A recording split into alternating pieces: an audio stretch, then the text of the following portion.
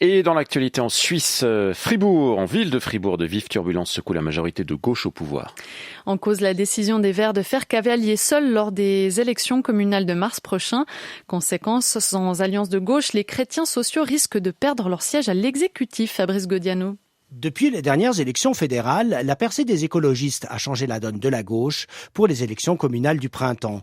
Ainsi, à Fribourg comme à Lausanne, les Verts de la ville se sentent assez forts. Ils ont dénoncé l'alliance de gauche pour voler de leurs propres ailes, tant et si bien que dans la capitale fribourgeoise, ils visent d'entrer dans l'exécutif, soit un des 5 fauteuils en jeu. Et comme la gauche en possède déjà 3, 2 PS et 1 PCS, eh bien, là où le futur élu vert menace directement la place la plus fragile, celle du sortant chrétien social Pierre-Olivier Nopes, on l'écoute. La gauche n'est jamais aussi forte que quand elle part unie. On aurait pu faire plus en étant unis, mais on va faire bien en étant chacun pour soi.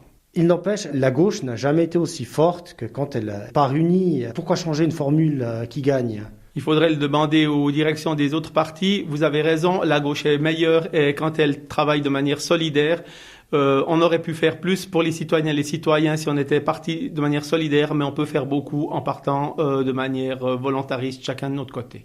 J'ai un bon bilan, j'ai un bon programme, j'ai une bonne équipe de campagne et nous allons conserver notre siège. Les Verts de la ville ont les faveurs de la cote, mais leur appétit a un potentiel explosif, car en cas de non-réélection de Pierre-Olivier Nopes et donc de perte du siège PCS au profit des Verts, la victoire écologiste pourrait avoir un effet domino qui pourrait torpiller dans l'œuf l'alliance de gauche avec liste commune PS-PCS Vert en préparation pour les élections cantonales au gouvernement fribourgeois de l'automne prochain.